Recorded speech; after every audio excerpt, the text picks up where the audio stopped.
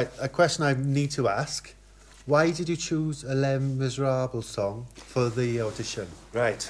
This goes back to when it first came out, when the original Ruthie Henshaw, Michael Ball, Carl Wilkinson were in the show.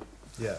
My father used to work for a company that would do bus trips in the old days. Remember the old days, the good old days when the bus trips used to go, I don't know if you remember. You know what I mean? We're not much younger than you. Yeah, right. They used to do the bus trips and stuff, and they used to go up to London and different places. Yeah. And they took me kicking and screaming to watch Les Miserables. How old was you then? I would have been 13, All right, 14. Right. And I wasn't impressed. At that age, I was into football more than I was into anything else. Yeah. So, hence, we went to watch the show. I sat down, and I didn't move from the beginning to the end. Even on the interval, I was worried that if I got up, somebody would sit in my seat. And the music, the lyrics, the settings, everything for that show, for me, put it head and shoulders above anything else. So you were mesmerised by it? Yeah. Blown away. Yeah. Genuinely blown away. Yeah. And it's like, you can go and listen to different singers do different things. Yeah. It's like we've got in Wales John Owen Jones that does Jean Valjean, Carl Wilkinson. If you want to, you hear them boys sing it, and it's just, it's breathtaking. And some of the other songs, Dream to Dream, you know what I mean? Yeah. On my own. Have you seen the movie yet? I haven't. No. I haven't. It's actually my birthday next week. Yeah. And we're going to have a little evening, me and my partner, where we're going to go and watch it and have a meal after. Yeah. I hope. Yeah, you know what I mean? Well, you can email us and tell us whether it compares to the theatre, because sometimes they put something on the West End and it's brilliant, and they put it to movie and it's not the same. Well, I've spoken to a few people that have been to see it and said it is really good. Yeah. It is really good. Yeah, cool. The audition you did for Britain's Got Talent's got 8.5 million hits on YouTube. How impressive is that? Do you know what I mean? I am going to have to correct you a little bit. It's 8.5 million on the one. Yeah. And 12,900,000 on the other. Wow. Yeah, you hadn't finished. Which one is actually. that? Oh, right, yeah. Is that for the semi-final? Yeah. No. That's for the audition. That's amazing. Somebody actually put it on a website the middle of last year, and it went up 7.5 million in 4 months. That's amazing. When you got the semi-final, you sang The Impossible Dream. Obviously, you didn't get through, unfortunately. It didn't. It's nothing down to song choice, and it's down to myself and the preparation that I was too scared. Right. I was too scared, too nervous. Did the nerves came through and? Oh, it was an experience I'll never forget. Yeah. But it was also an experience because of circumstance and who I was, and I just wasn't ready for it. Yeah. Right. You know, and even with Amanda pressing the buzzer, you know, I said it's not a problem. It's something I have to accept and take on board. Looking back now, would you say you're more prepared? I'd rock the joint now. Yeah, that's why I like confidence. Yeah, but it's I always pinpoint that there's a fine line between confidence and cockiness. Yeah, you know what I mean. You've got to be careful. You know, don't be cocky. You know, just be. There's nothing wrong with a little bit of confidence. You need confidence, but also you need nerves. You've got to have a little bit of nerves. Absolutely. Because otherwise, then what you do is you turn it around into a bit of adrenaline. Was the experience a positive one? Would you say overall it was a positive experience? Yeah, you've got in everything you learn. You know, in all experiences in life you learn, you move on. You take out the positives, the negatives make you stronger. You know, you turn the negatives into making you a better performer, and for me, a better singer-performer. Yeah. You know? So a few years later, you released the album Bring Him Home. Yeah. Now that had 10 tracks and a couple of, reprises at the end, isn't it? With different versions of that. Yeah. Interesting choices of songs. Danny Boy, that's a brilliant song, you know. Yeah. Barry McGuigan, that's what I remember about Danny Boy. But Amazing Grace, that's a beautiful song. Yeah. What did you choose all these songs? We got together with Music Wales.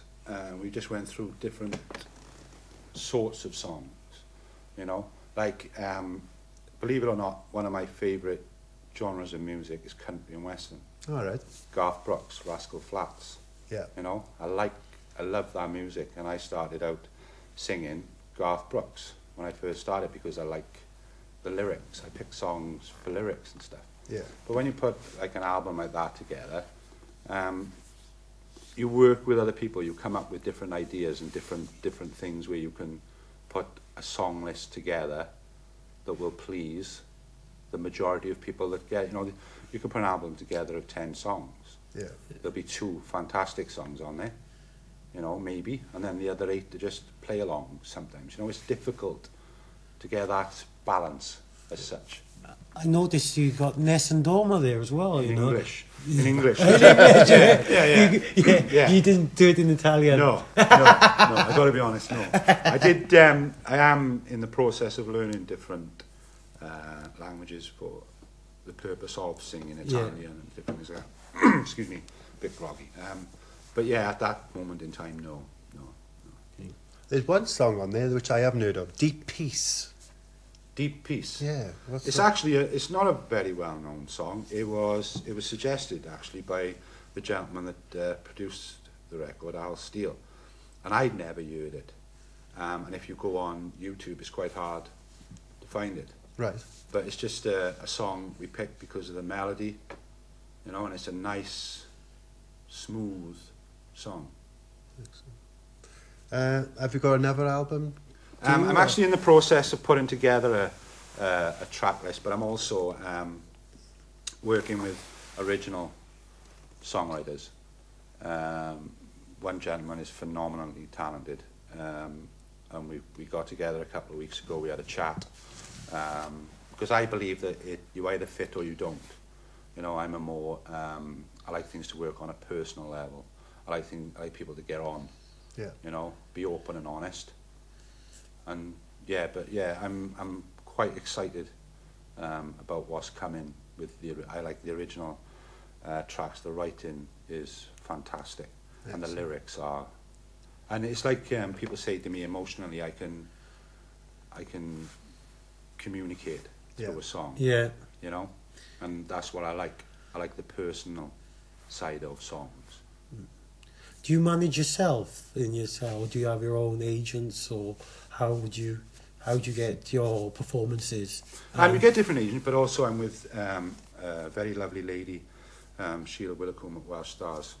I got in touch. We've met. Lovely lady. I was very humbled where she invited me to her home. I was quite touched by that. Yeah. Because again, it's personal. Yeah. Yeah. You know, you're not sat in an office. You're not. It's on a personal. The first time I met, I was just in awe. You know what I mean? You just sit there, and I just quite shy, quite reserved, which is I'd be respectful of the environment and the individual that you sat in front of. But she's an absolutely lovely lady, and funny enough, that's the event next Sunday at Gwyn Hall in Neath. Yeah, is with Sheila Willicombe and Welsh. Yeah, she manages Lace and Lorraine King and that. And James Williams and What time does the concert start next week?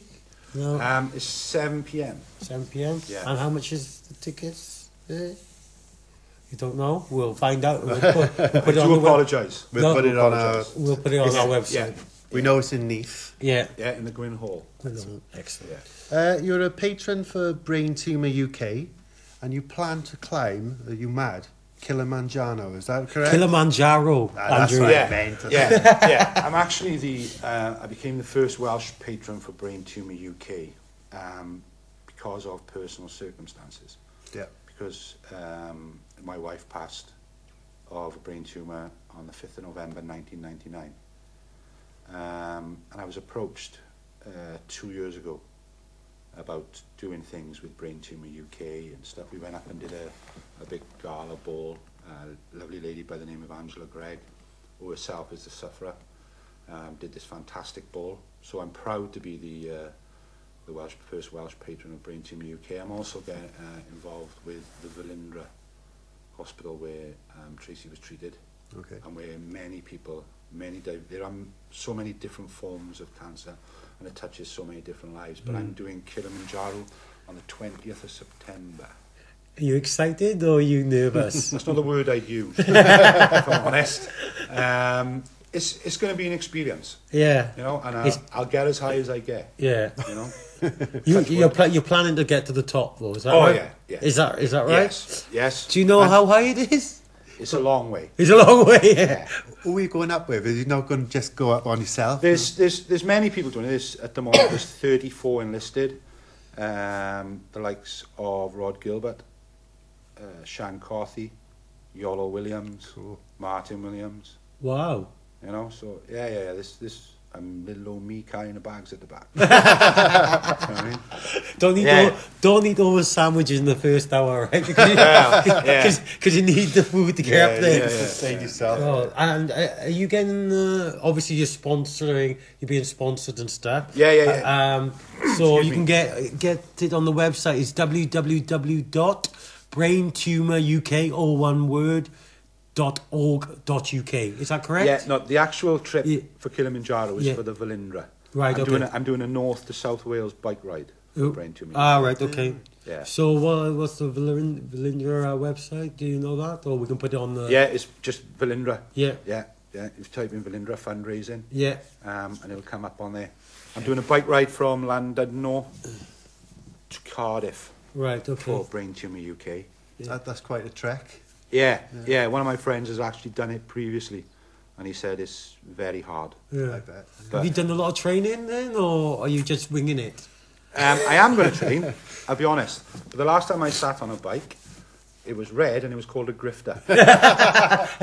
We remember that. Yeah. He used to have a little gear stick on the other side of the grifter. He used to have a yellow box that I did. Yeah. That's the, I haven't, The grifter. I just get asked to do things and I just say, yeah, go on then. And That's good, Don't worry about it after. Yeah. Right, before you get back up and give us another performance, are you actually a supporter of Swansea City? Is that accurate? Am I actually a supporter? Today I am. But I'm actually a West Ham fan. Oh, really? Right. I'm an Hammers. Oh, wow.